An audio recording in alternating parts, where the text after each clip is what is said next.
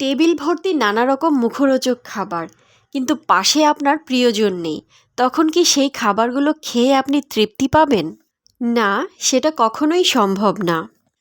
কারণ আমাদের প্রিয়জনেরা এমনই বিশেষ, তাদেরকে সাথে নিয়ে যদি ডাল ভাতও খাই, তারপরেও অনেক তৃপ্তি পাওয়া যাবে। কিন্তু তাদেরকে ছাড়া যদি পোলাও কোরমাও খাই, সেই খাবার খেয়েও কিন্তু তৃপ্তি পাওয়া যাবে না। এটা আমার ব্যক্তিগত মতামত। হ্যালো ভিউয়ার্স, আসসালামু আলাইকুম। Welcome back to my another blog. দেখতে দেখতে রমজানের আরও একটা দিন শেষ। সারাদিন রোজা রাখার পর ইফতারি সেই বিশেষ মুহূর্ত, যখন মনে হয় আলহামদুলিল্লাহ, আরও একটা দিন সফলভাবে পার করলাম। আজকে একটু ইফতারিতে ভিন্নতা আনলাম।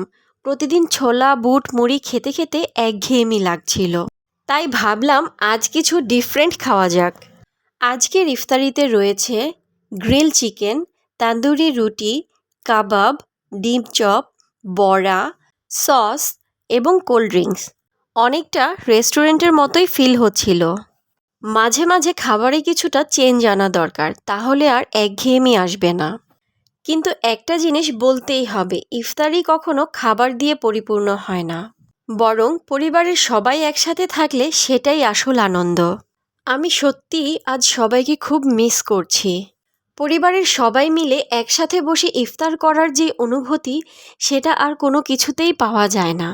আপনাদের মনে আছে, ইফতারির সময় মা গ্লাসে পানি ঢেলে দিত, বাবা খেজুরটা এগিয়ে দিত, আর ভাই বোনেরা কে কার আগে কোন মুখরোচক খাবারটা খাবে তা নিয়ে কাড়াকাড়ি করত। কোথায় যে হারিয়ে গেল সেই সোনালি দিনগুলো।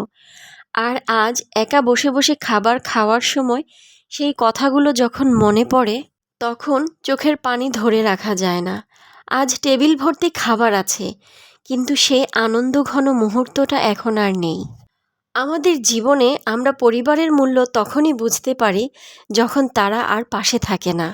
এখন যারা আপনারা পরিবারের সাথে আছেন, এই আনন্দঘন মুহূর্তগুলো কাটাতে পারছেন, তারা সবাই আলহামদুলিল্লাহ বলুন।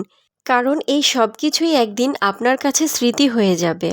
আমরা যারা পরিবারের সদস্যদেরকে দূরে রেখে ইফতার করছি, তারা হয়তো সবাইকে খুব মিস করি। তাই আসুন, দূরে থেকেও তাদেরকে অন্তত একটা ফোন কল দিই, অথবা একটা ভিডিও কল দিই, বা মন থেকে 2 হাত তুলে তাদের জন্য দোয়া করি। আল্লাহ যেন আমাদের সবাইকে সুস্থ রাখেন এবং একসাথে থাকার সুযোগ দেন। আপনারাও কি আমার মতো ইফতার করার সময় প্রিয়জনকে মিস করেছেন? পরিবারের কোন সদস্যকে বেশি মিস করেছেন কমেন্টস করে জানাবেন।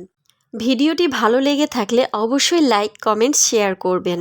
পরবর্তী ভিডিও দেখার আমন্ত্রণ জানিয়ে আজ তবে বিদায় নিচ্ছি। আসসালামু আলাইকুম।